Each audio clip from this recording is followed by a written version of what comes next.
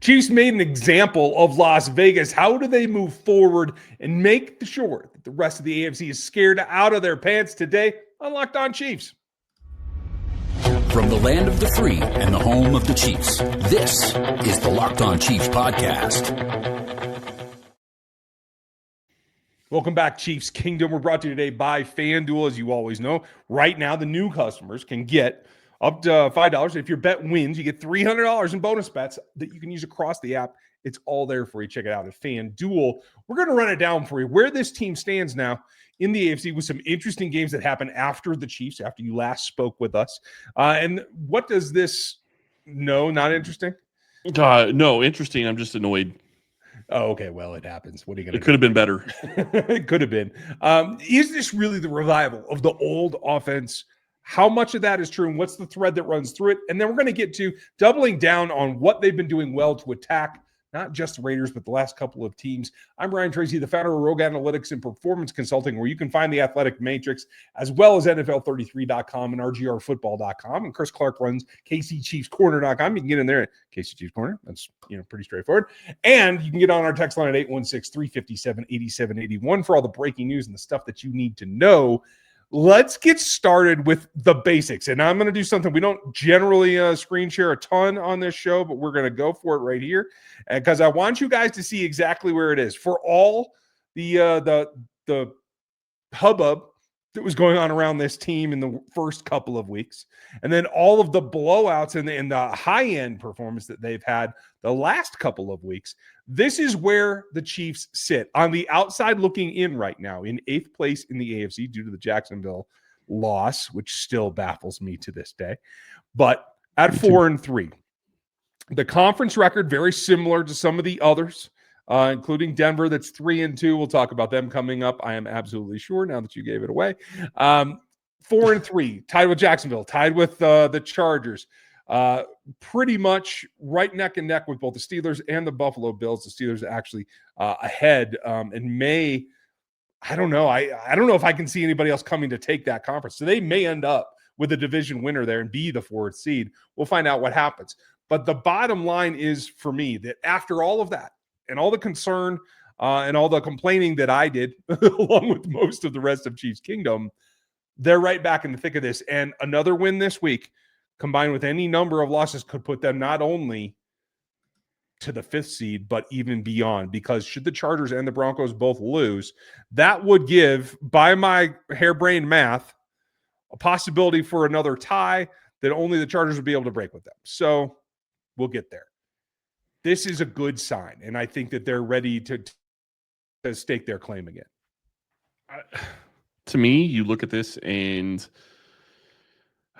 3 losses. And the Jacksonville game still baffles me. I agree with you on that one. I just absolutely cannot understand. Although the only thing that I will say, and this is, I think, where it really goes with every loss that they've had, and even the Chargers lost to a certain extent, the teams that play the Chiefs are going to play them their best game. The Raiders withstanding, although that might have been the Raiders' best game. So, I don't know what you want to say there. But you look at this, and they're going to get the best shot from everybody they play. And they definitely got that from Jacksonville. And obviously, Jacksonville didn't play well.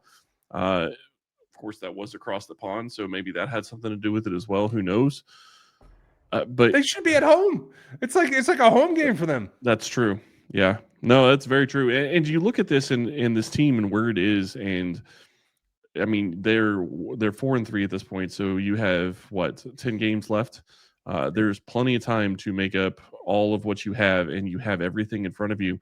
And I know we're going to talk more about the Raiders game and whatnot, and I don't want to get into it too much, but it already looks like it's possible that they'll be getting a little bit of an easier task against the Commanders. We will see, and we'll let you know later this week, because it doesn't look like Jaden Daniels may play.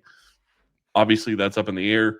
But then you have the Buffalo Bills, and you look at that game, and quite frankly, with the way the Chiefs are playing right now on offense and on defense, that could be a game where, generally speaking, I've written that one off as a loss every year because of who the Bills are, and they seem to always beat them in the regular season, but they can't do anything in the postseason, which is really all that the Chiefs care about.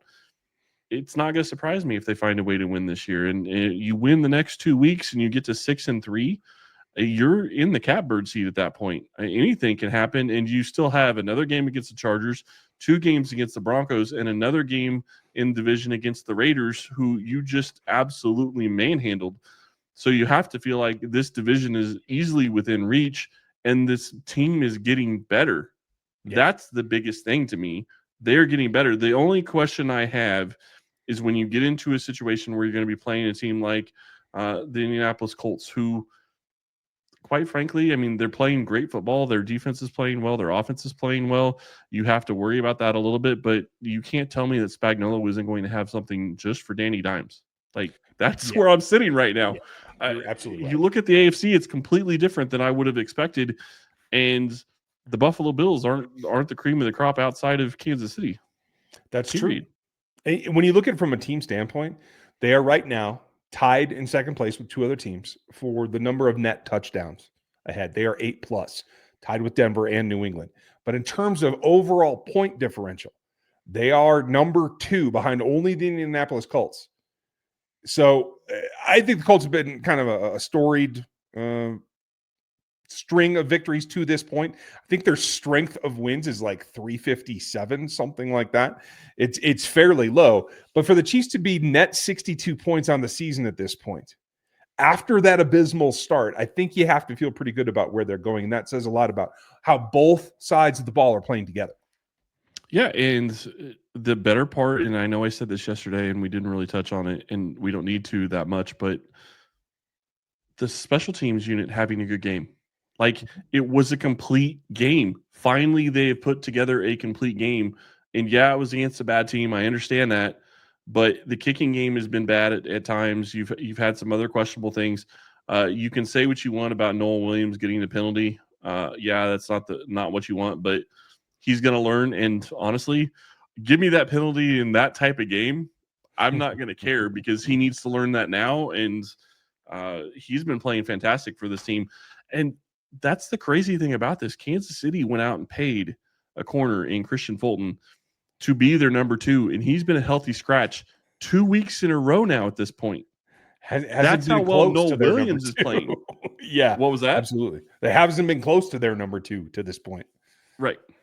It's crazy. Well, Jalen Watson's been playing well, and I do think that part of the reason they went and paid Christian Fulton what they did, and this goes back to kind of even the Jalen Moore signing to an extent.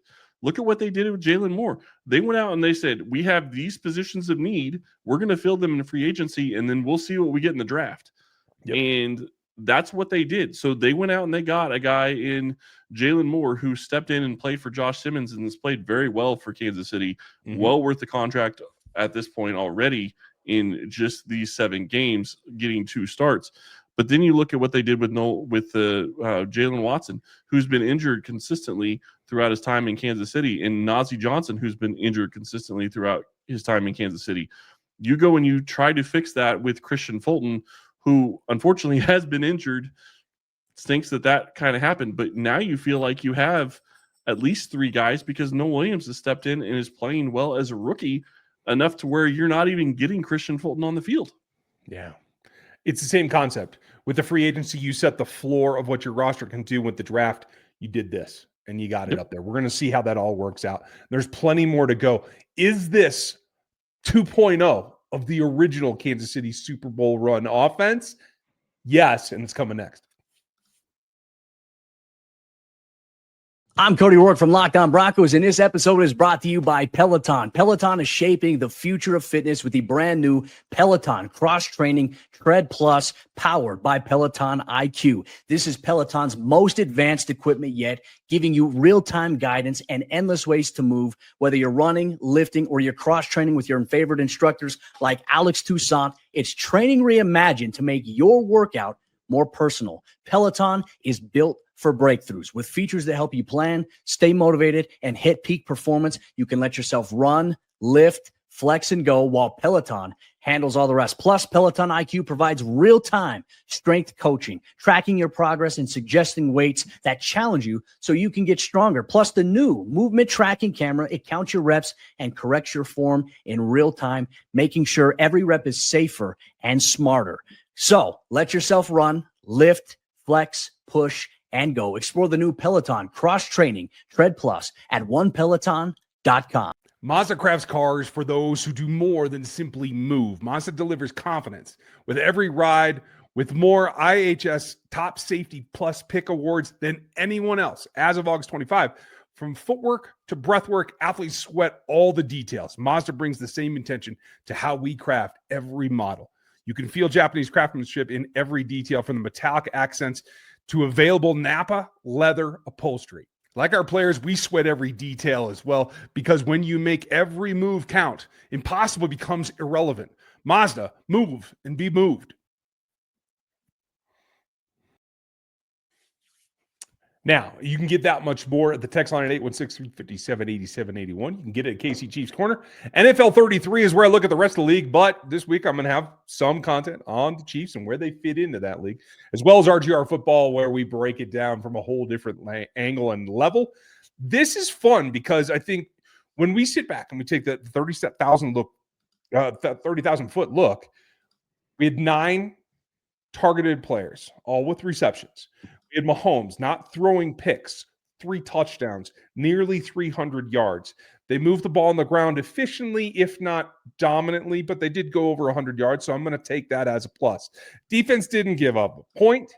They were honestly swarming to the ball. That didn't have a whole lot of fight against them. I will give them that. Bowers changes that game, and he will when they have the rematch, I am sure. But full game, the defense supporting it, putting the offense on the pedestal, ready for them to be who they are. The only thing they don't have is an absolute burner Tyreek Hill that can't be covered. All these guys can be covered in one way, shape, or form, but with all 5 of them out there, including Kels and Gray, there's too many targets to cover. As a team, I would say this is right back to where that offense was. Sorry, I was trying to find something, and so because I want to talk about this, but I disagree with you. I think they have the burner in Xavier Worthy. I just think that it's going to be a little bit of a different situation. I understand what you're saying about not being able to be covered with Tyreek Hill. To an extent, that's true. But I said this last week, and you kind of looked at me like I was crazy, and I'll say it again. I think this is the best unit of wide receivers that he's had in his career. As a unit, I think they're the best in his career. And I don't know. I think it may be close, maybe, but the top end is like Rashee Rice isn't Tyreek Hill. I get that. But Rashee Rice is better than what Sammy Watkins was. And they didn't have anybody that was even close to being as good as their number 3 wide receiver or number 4 wide receiver on this team. And even number 5, to be fair. So as a unit, I think this unit is better than what Patrick Mahomes has had. Now, the one thing that you would say is if you're going to look at pass catchers, obviously the tight end position has taken a step back. That's not a shot at Travis Kelce, but he's not as good as he was 5 years ago when you're talking about this. But The wide receiver room is better. The tight end room is, I would say, at least comparable, because they still didn't have anybody other than Travis Kelce back then. So I would say it's at least somewhat comparable, because you feel like the number 2 tight end can actually go and do something now in Noah Gray on a regular basis and be consistent and give you what you need from game to game. Yeah, he's not going to replace Travis, but nobody really will. So I think this offense is in a better position, and I will take it. And I think that they're going to be better. 3 games in a row, over 30 points, I think, at this point, yeah. Mahomes. And you pointed something out. He almost threw for 300 yards. In less than 3 quarters. Good point. He didn't even play in the 4th, and he didn't even finish the 3rd. Okay. So we did the 3rd. Looking at yards per dropback, not yards per attempt. Is that just yards per minute played? Yeah. It's just crazy. And yeah, he threw some balls that probably should have been picks, or at least one that should have been a pick. And I'll give you that, whatever. But at the same time, he has turned the ball over twice this year, and one of those wasn't on him. And when we talked about him, when we first started talking about him 9 years ago, or not 9 years ago, we've been doing this for 9 years. When we first started talking about him, when he got drafted and he was going to step in and be the QB of the Chiefs, it was a question of he's going to make some better plays. It's, can he limit the mistakes that he's made? I don't know that either of us ever would have thought that we'd be talking 7 games into a season and he's only turned the ball over twice. Yeah, Because that of his is style pretty of play. impressive. Yeah, absolutely. And the gunslinger mentality, right? Like, Right. I'm trying to look here at his yearly totals. And so 18, first full year as a starter, right? 12 interceptions. 13 and 21, 12 and 22, 14 and 23, and 11 just last year. Another Super Bowl where, I mean, back-to-back Super Bowls on seasons where he threw 14 and 11 interceptions. And now we're not halfway, let's be honest. Yeah. But even if we projected that, if he comes in under 8 again, that would be the lowest total since 20. And and there's a good chance he'll play 17 games this year too. Let's not forget that. Right. Yeah, that's a fair point. Because in prior years he'd only play 16 because they were only playing 16. But the other part of it is Kansas City would be sitting in because they already had the number 1 seed. Now it's possible that they'll be in that position again, but based on how this thing started, I wouldn't guess that that's going to be the case. But I will say I think the NFL has taken a huge step towards parity this year, especially in the AFC, and I don't think that there's any team that's going to run away with it, which puts us back right where we were talking at the start of the show with the AFC deficit not being what you would think it would be 7 weeks in and being starting the season 0-2, especially considering you're playing the Lions week 6. Sorry. Yeah, and we knew the front end of this schedule was going to be the gauntlet, right? And so to be at this point above 500, is it optimal? No, but it's as good as we could have hoped for given the way it started, that's for certain.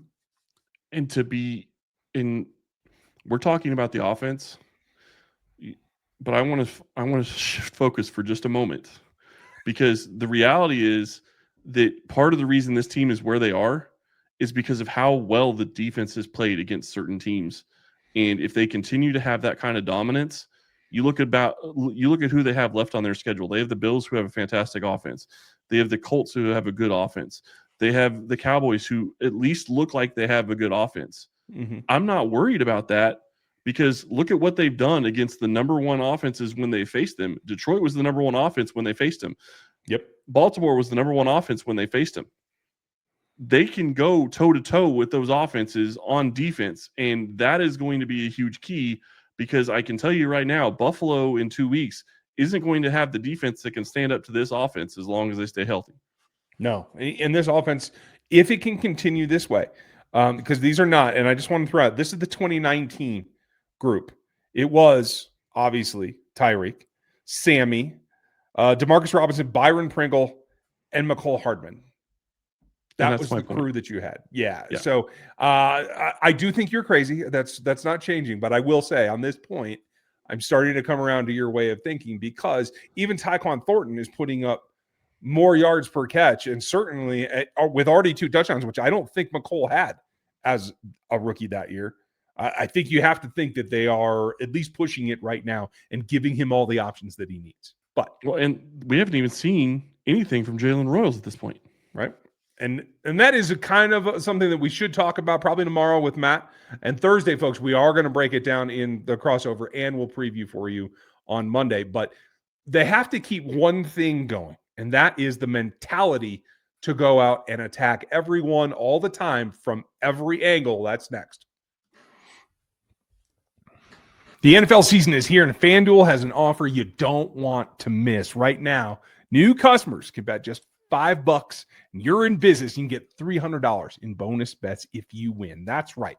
Pick a bet, put down $5, and if it hits, you'll unlock $300 in bonus bets to use across their app. It's super simple. And if you know your first one, it helps you get on a roll. Without a doubt, it makes watching football even more exciting when you've got a little something riding on the action, when you're involved. It's not just for the casual fan, but if you love diving into the stats, FanDuel makes that game day experience that much more. You got to get into it. So what are you waiting for? Visit FanDuel.com or download the FanDuel app today and get started. It's at FanDuel.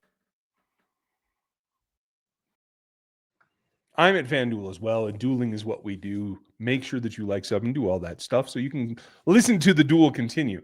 Now, doubling down is something that Andy I can't say is got a long track record of. He has a tendency to let up, and I know that last week was not a consistent piece because of just how bad that whooping was. So I'll give him a pass on letting up in the fourth quarter, put in the backups, and just let him do their thing. I agree with you, though, on retrospect. He should have let Gardner throw a pass. But one, at least one. Yeah, fair enough. And to get the ball on what the Raiders, it was with it. I don't remember. What was it? Was this like the 15 or something like that? And to not score any points, like, okay, Andy, I get it. Like, you're being nice to Pete, whatever. But whatever. It was annoying because it was like, yeah, I mean, they could have scored close to 40 points. Like, all they have to do is let Gardner in. Here's the thing. Here's my argument on that, why I didn't like it from this perspective. Yes, you're beating them. Yes, it's over. And you're just trying to make sure you don't give them anything easy. I get that. But if anything was to happen to Patrick, you want Gardner to have time and get in and have some kind of rhythm. So getting him a couple of throws would have been preferable to just having him go out there and hand off the ball, in my opinion. That's fair. However, that game was an outlier. And getting to the point and keeping it on for 31 points, getting to that point in the third quarter, as well as what you saw the week before. This is a pattern that's starting to evolve, and it's something that I think Patrick has an influence on, and certainly Andy is in most control of it, but I hope that it's Nagy as well, because whatever has to happen, it has to continue. They can't afford to let up. Spags isn't going to let up. You know he's going to keep bringing it, although when I look from our friends at True Media who've hooked us up with all the detail here, this was a pretty light game. I don't think Spags did not go cover zero all day long. He was only in two-man 3% of the time. And that tells you a lot about what he felt the threat level was. So he just laid back for the most part in a lot of cover 2 and cover 3, waiting for opportunities. Yeah, and I think that assuming, I want to be clear on this, assuming that we're right and Jaden Daniels doesn't play, I would assume that you're going to see a lot of the same type of thing from Spags in this game against against the Commanders and against their quarterback. Juggernaut Marcus Mariota. Yeah, Marcus Mariota. Well, and so, I mean, you look at that, and I just don't think – I would put Marcus Mariota kind of on par with where Geno Smith is. Like, I don't think that you have to really worry about that. And I'm not really that worried about Geno Smith. I don't think that you should have to be that worried about Marcus Mariota. But we'll see how that turns out. But the thing I want to talk about, and the thing I'm sitting here laughing to myself about, was what is it against the Raiders where they decide they want to bring out trick plays? Like, I get it to an extent because I love the thought process of having two QBs on the field and you're trying to get Gardner Minshew a real easy touchdown pass. I love that. I love the thought because he's going against his old team. Maybe you trot it out and you do something a little bit different the next time that you play. And I will say this, the other fourth down call that they had was absolutely brilliant. And it was brilliantly executed by Patrick Mahomes. Whoever thought of that and whoever designed it that's a very intelligent play call. I have to wonder how they're going to adjust or how they're going to use that in the future. And I know it's not going to be the same play call specifically, but you know that they're going to build something off of that that's going to be, oh, well, we did this one time. Maybe here's the other variation this time. Well, I'll tell you. Didn't they even have three in the backfield on that? Sorry, I'd have to go back and double check. No, maybe it was just an eye. But I will do you one better. I will say that it was well performed. It wasn't even executed. It was performed. Fair enough. Okay. And it was just because of the State Farm commercials. Thank you, Patrick, and thank you for State Farm for the acting lessons. Gotta appreciate that. It goes a long way, and obviously it worked. It will work again. I expect that we'll see it again. But that you gotta know Patrick loved it, and I especially against that team. And sorry, Max, you couldn't actually play, but this is what happens. This is when last week you come on a podcast and say I still hate them. Okay, well you would think if you're going to get whooped, you might as well just shut up. But it doesn't always work that way. The key is they bring it out because it's fun against the Raiders and they like to push that team's buttons a little bit, but they can't afford to slack off against everybody else. And that's the thing is the lesson for today, the aftermath show for Tuesday is that you cannot let up. You don't have the number 1 seed yet. You can see it from here now, as we talked about at the top of the show, but you got to go get it and you got to stay aggressive to get it. How crazy, and I don't think we said this, but how crazy is it that they're not even in the playoff? Like, they're not even in the top 7, so they wouldn't be in the playoffs right now. But I'm pretty sure, last I looked, they're still like the number 1 team to make the Super Bowl. They're not even in the Vegas odds? Yeah, Vegas odds. They're like the number 1 team to make the Super Bowl at this point, and they're not even in the playoffs if it ended today. Yeah, they are the only team in the conference, in the AFC, that is top 10 in both points for plus, points assist rank, plus the overall rank. So they're literally the only thing going at this point. And they just shot themselves in the foot to the point that they're down below. If they can continue this, if they can focus on the Commanders, certainly we're going to talk about that matchup and whether Jaden's going to be available or not.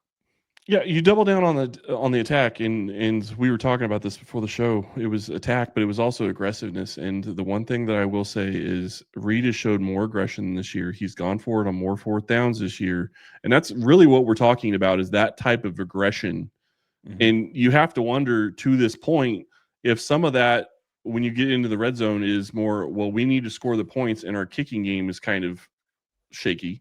Well, it doesn't look like it's shaky right now. It looks like Butker's at least figured it out too. Yeah, exactly. I was thinking the same thing. But, if that's the case and their kicking game gets going in the right direction, because that actually cost them points against, Jacksonville and could have changed the game, in the end. So you look at how all this season has played out. And the other thing that I will say, when you start talking about how things have worked for Kansas City, to this point, outside a couple of plays, the ball has generally bounced to the other team or in the other team's direction for the most part for the Chiefs this season. That's not the case in the Raiders game, obviously, but generally speaking, it is bounced away from Kansas City. If that flips and just goes to where it's even, this team is going to win a ton of games. Yeah. Because the one thing that they have shown consistently, and this is the one thing that worries me going into a game like the Buffalo game, and this is one thing where I will say this, and this is going to be kind of weird. I almost kind of hope that the Chiefs turn the ball over at least once against the Commanders, just because it feels like there's going to be a turnover coming at some point in the near future, and I don't want it to be against Buffalo. So I see your point, but I do not concur. Well, that's fair. They've turned it over twice. Yeah, twice. Let's keep it that way. We can end this season with just 2. That's fine. Dude, if they could do that, I'd be so happy if they could do that. It's just not. That's generally not how football works. And when you watch what has happened at times, like go back to the New York Giants game, that should have been a turnover. The backward pass that Patrick somehow found a way to claw out of the Giants defender as he was running towards the end zone.